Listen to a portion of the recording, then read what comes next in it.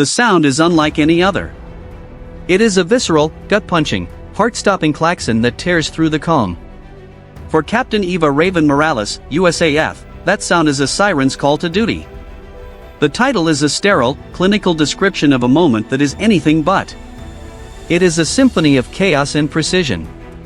This is the story behind the headline. Captain Morales is not lounging in a standard office.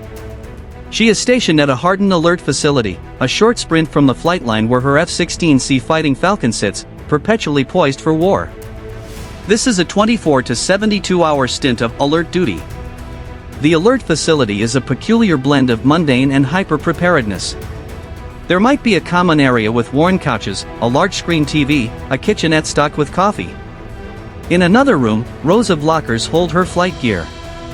Each piece is meticulously arranged. You try to find a balance, Captain Morales explains. You can't sit there white-knuckled for 72 hours straight. You read, you work out, you play cards.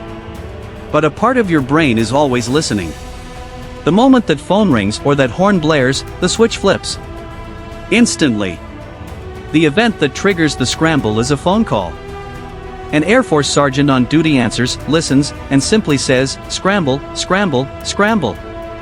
Simultaneously, the ear-splitting klaxon blares. The effect is instantaneous. The paperback novel hits the floor. There is no yelling, no dramatic speeches. There is only motion. Captain Morales and her wingman are already moving. The sprint to the lockers is a practiced, efficient dash. They don their gear with a speed that seems impossible. The flight suit is zipped, the G-suit fastened, the survival vest buckled. She grabs her helmet and joins the sprint out the door. A crew van, its engine already running, waits to ferry them to their waiting jets. The ground crew have also heard the scramble order. They are already at the aircraft, performing the last-second checks. As she approaches her aircraft, Captain Morales does not see a mere machine, she sees a partner. The F-16 Fighting Falcon is a testament to aerospace engineering. Its sleek, aerodynamically unstable design gives it a breathtaking agility. The canopy offers unparalleled visibility. The aircraft is armed. This is not a training exercise. The weapons are real. Captain Morales reaches her jet. The crew chief gives her a sharp nod. She climbs up, slides into the ejection seat, and begins the well-choreographed ballet of startup. She connects her oxygen mask, plugs in her leads, and pulls the 5-point harness tight. Her hands fly across the panels, flipping switches. She gives the signal to the crew chief. The Huffer unit whines.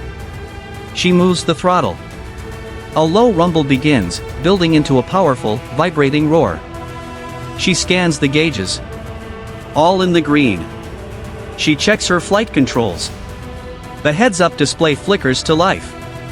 The control tower gives immediate clearance. She releases the brakes and nudges the throttle. The Viper begins to roll. There is no time for a slow taxi. She lines up on the center line. This is the moment. The tower's command is simple. She pushes the throttle to full military power. The engine's roar intensifies. Then, she makes the final push. She engages the afterburner. A thunderclap erupts behind her. The Viper seems to shudder before lunging forward. The acceleration is brutal, slamming her back into her seat. The airspeed indicator winds up with dizzying speed. In mere seconds, she reaches rotation speed. A gentle pull back on the stick and the nose lifts skyward. The main wheels leave the pavement. She retracts the landing gear and pulls into a near vertical climb, the afterburner still blazing. The ground falls away at an astonishing rate. Climbing through 10,000 feet, she levels out. The roar of the afterburner ceases. The sky changes from deep blue to an impossibly dark purple. "Raven, check," she says over the radio, her voice calm and measured. 2, her wingman responds. Their radios are now patched into the Airborne Warning and Control System, AWACS. The controller's voice is cool and professional. They have a track of interest. Their mission is to intercept and identify. Captain Morales banks her Viper onto the assigned heading.